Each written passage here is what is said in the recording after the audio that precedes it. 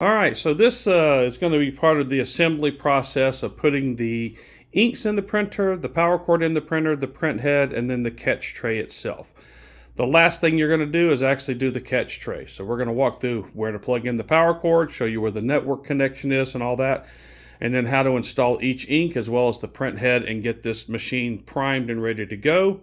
We'll attach the catch tray, then we'll deal with the roll feed down there and using the roll attachment and getting paper fed into the machine. Go. So I'm really close to the camera now, but that's all right. I'm not that bad looking. Just kidding. Anyway, so back on the back of the printer, you do have your serial number here as well. So you want to make sure you kind of take that sticker off the box and write it down. But you do have the serial number on the back. On the right-hand side, you have the power cord. It comes with a 3-prong power here.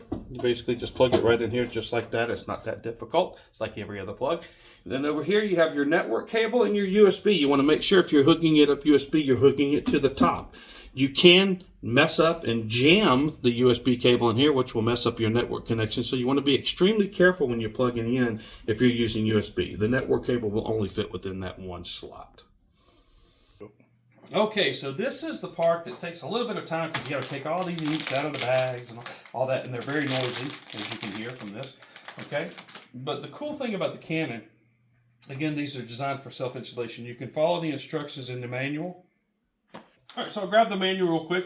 Of course, I've done these once or twice, so I kind of forget to make sure you know this. But again, you can see that this is for multiple models here, okay? So I'm actually going to open up the page 5, which we've already done the majority of this. We are getting ready to turn on the printer, remove all the component pieces and the belt strip and all that. So you're going to open the cover. You're going to remove that belt, which we've already done. Now we're going to remove the tape protecting over that. So I'm going to move these out of the way here so I can get to that piece before I turn the printer on. Again, you want to make sure you're following it step by step in the instructions. That prevents any errors from happening. Now, we know how smooth our roads are around this country. So if you do get an error, don't be surprised because these are pretty, delicate little electronic devices. But for the most part, they're fairly sturdy, but they are delicate when you rough them up on these roads out here and bounce them around. So again, you just want to start pulling the remaining pieces of tape off. Just going to pull this off. This is going to lower your print head down. Pull this piece off here. Open this up. You'll see that there's a number 1 there. Pull your plastic out here. You'll notice that there's a number 2 there. You don't have to lift that, but there's a number 2 there. We're going to close that back up. I'm going to close the printer up. And then as per the instructions, I'm now going to, since I put my instruction up here, okay. I'm going to follow the instructions here and actually plug the power cord in, which we showed you earlier, and then turn the printer on. The great thing about it is the printer will walk you through all the instructions on how to set up the remaining part of the printer. The critical part is here. If you read another language, that's perfectly fine. Just don't expect us at PhotoZoomer to be able to help you in any foreign language in regards to the instructions of the printer. This will give you the model number. It'll give you the version number that the firmware is on. It's going to start up the system. Please don't interrupt it by pressing the stop button. Let it walk through its cycle. And it will then continue to show you what the next step is, which is going to be shown to you here in the manual. As you see here, it's matching here. You'll choose the language. Press OK, and then we're going to start talking about putting in the ink tanks as well as the print head. Okay, so this is going to walk through a couple of series. We're going to pause the video while it walks through its setup, which is about 45 seconds or so, and then we'll be right back to continue. So again, your manual will walk you through step by steps, 1 through 7 here, 8 through 12 on this page here. You will also notice on the screen of the printer, it is showing you the same instructions as we are showing you in the book here, how to load the ink and all that. Now, one of the key things when you're getting the inks is remember this has been sitting a little while, so you want to just kind of shake it gently. You don't want to just shake it like a margarita or anything like that. You just want to shake it. And you basically want to tear these bags open. These are pretty stout plastic bags. And remove. Now you can hear this is pretty loud, so I apologize. Okay, remove your ink out of this, and then we're going to show you how to install. So I'm going to remove all the bags first, and I'll be right back.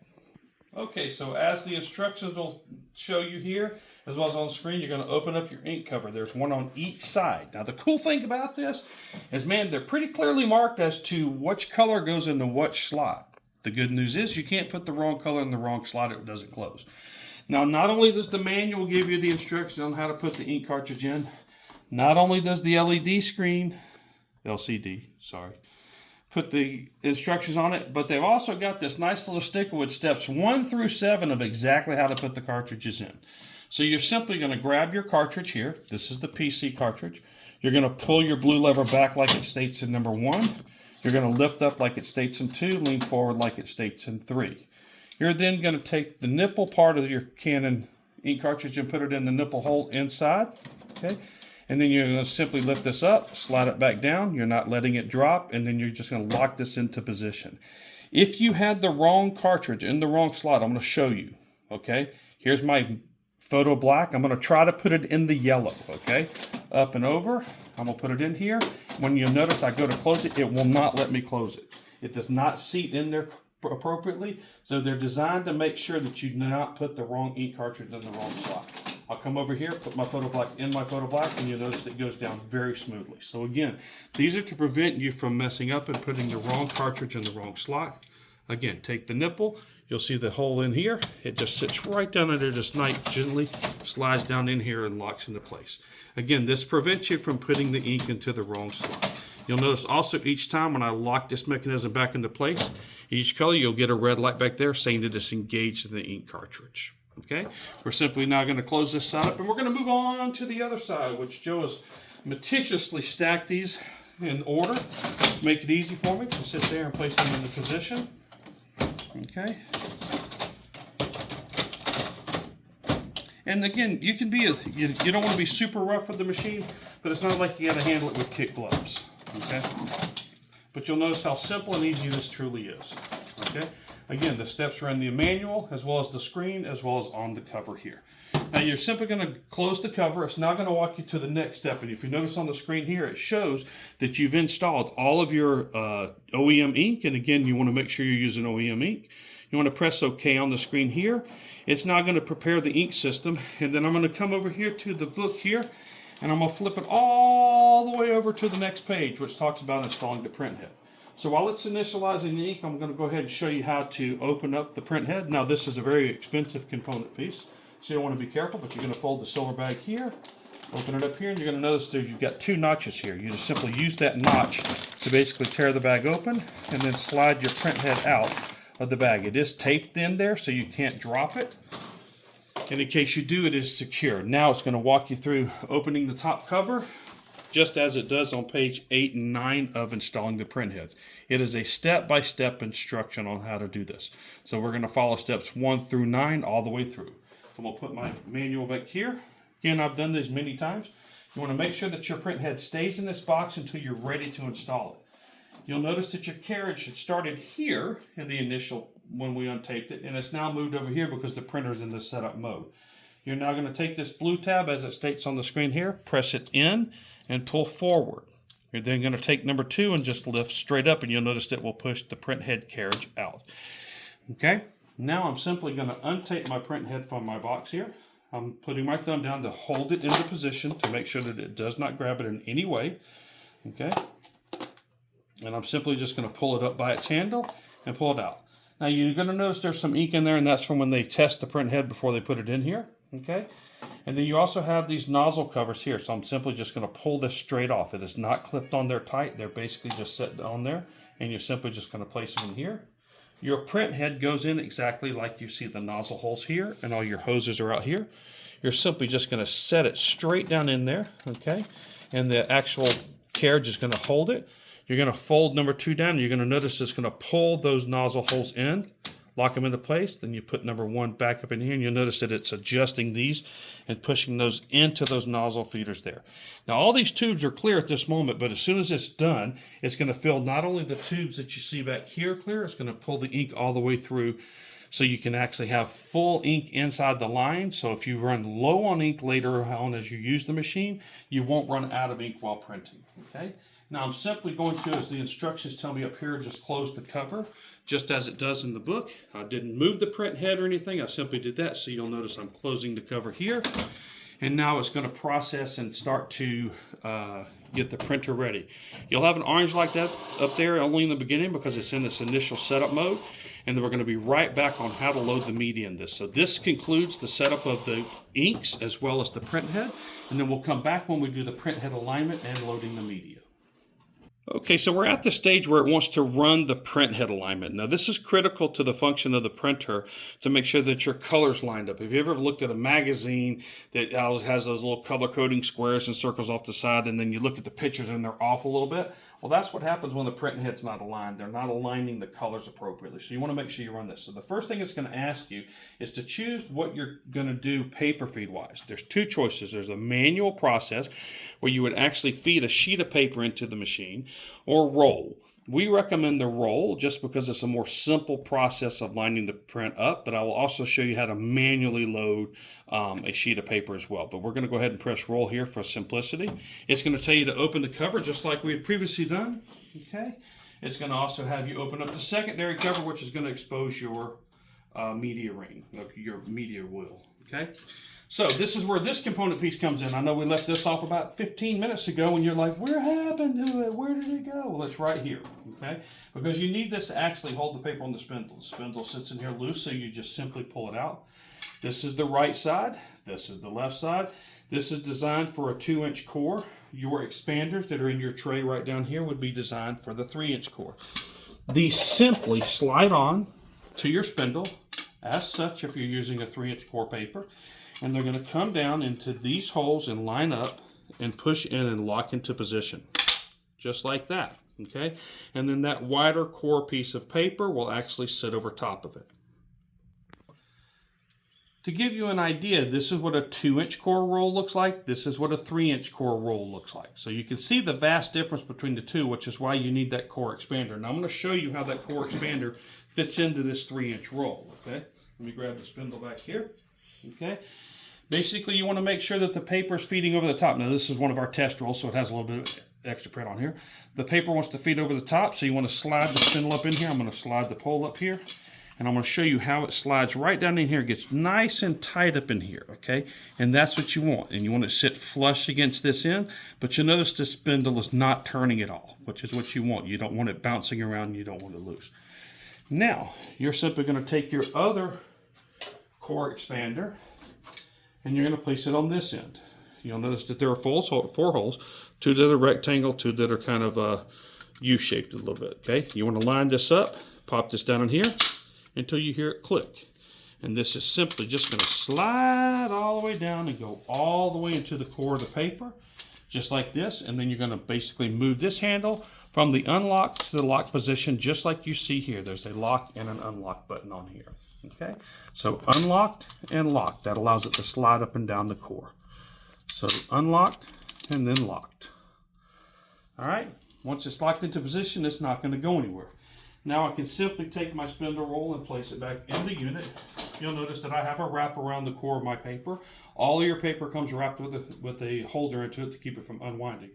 You will also notice that there are instructions here that show you how to attach a 2-inch core as well as a 3-inch core. They are also in the manual. Let's see if I can get that light out of the way. Sorry about that, folks. But you've got a 2-inch core here, and it shows you steps 1, 2, 3. And then you have the 3-inch core showing you steps 1, 2, 3. And again, you'll notice that you have it butted all the way up against the right-hand side.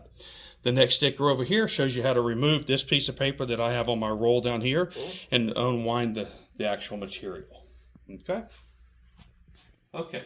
So this is the major argument around the world, is how do you put a roll of toilet paper on a toilet paper holder? The proper way by its patent is over the top. Well, Canon kind of followed the same thing with their printer, how to load the paper. You want it to feed over the top. So the printable side is facing out, and you'll notice that my front edge here, I'm just going to touch the edge of paper, is actually on the front side of this, okay? So the paper's folding over top, because what it has to do is feed up underneath here and go into the printer. So I'm actually going to roll this backwards right here, and you're going to see these black tabs here, okay? I want my paper to go underneath those tabs there, so when I roll it forward, it rolls up into the machine. Joe, let's see if we can get kind of a tight shot in there. So if I roll it back like this, I'm going to bring my colored edge up here so you can see it.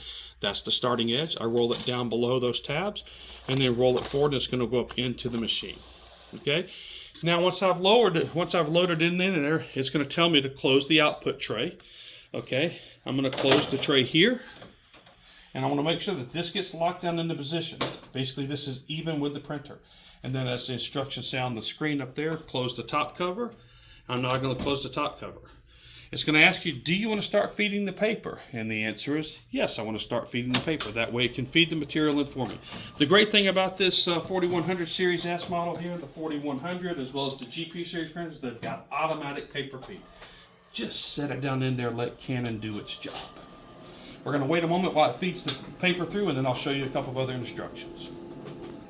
So here we are about 45 seconds later. It's kind of fed the paper through there. Now it wants me to tell me what type of paper have I put in the machine. Now this is the initial setup, so we have not installed the PhotoZoomer papers in here. So basically all I'm going to do is choose plain paper here and just tell it plain paper in the system, so the system knows that it's got plain paper fed into it so it can do its print head alignment. Once it's done with the print head alignment and the setup is done, then Rob will log in, or a technician will log in and set up your media configurations for all your PhotoZoomer papers. But you'll notice the paper will go in and out a few times. Don't sweat it. It'll take it back in, it'll push it back out. It does its thing until it's ready to print the print head. Now in the meantime, we're going to go ahead and prep that catch tray that I was talking about earlier. Okay, so you bring this over here. So you got this nice big bag. We're going to go ahead and unwrap this bad mamma jamma here. Pull it out of bag number 1. Set that off to the side here. Pull it out of bag number 2. Okay. If I can get it to come out this time. There we go here. Okay. All right. So we're going to go ahead and do this. It's looking like the printer's asking me another question, so we're going to jump over here to the screen real quick, because I forgot this does ask you early on. It wants to know how you're going to connect the printer. So we're going to tell it, in this case, a wired LAN, because we're going to hook it up to our network. And it says, do you want to connect the computer to the printer with the wired LAN? You want to say yes. Connect the Ethernet cable, hit OK. You're going to follow the setup guide. Again, in the instruction manual that comes with the unit. Hit OK. Now it's going to set up. It would assign the IP address and all that. So we'll get back to this catch tray. So you'll notice this tray just looks like a bullfighter thing, just in a wrong color, okay? So you have a bar that's already inside, then you have this bar that can go inside the unit. This actually goes back here into this component piece back here, okay? So it's a little difficult to show you from that standpoint, but you'll notice that this guy's the cloth that comes out like this, and you got a secondary cloth, okay? You're simply just gonna take your bar with your T's on the end here, and you're simply just going to slide it into that cloth. Okay. Go. Okay, so now my bar is in here, and your catch tray is now assembled and ready to go onto the printer. Now again, as I said earlier, there are component pieces that you can use, and what ends up happening if you attach these to the back of the printer, okay, this bar sets down in here, and these pieces right here are attached to the top of this. But again, that's all the way at the very back of the printer. And I'm at the age now where I don't like getting down on my knees as much as I used to in assembling these things. So I want to make sure that I'm using the most compelling aspect to make it just easy for my staff. Okay. Now I'm going to show you one of the positions that Canon has right here, which is in the front component piece here. You actually just set the T's in here at an angle. Okay. And it will actually hold the catch tray there. This is a great position for this, except for when you go to load the paper, you have to move it in order to get to your actual paper feed. So it can become a little bit of a hassle. So this is the fun part. The good thing is you only got to do this one time. So I'm actually going to show you where we recommend you position your catch tray.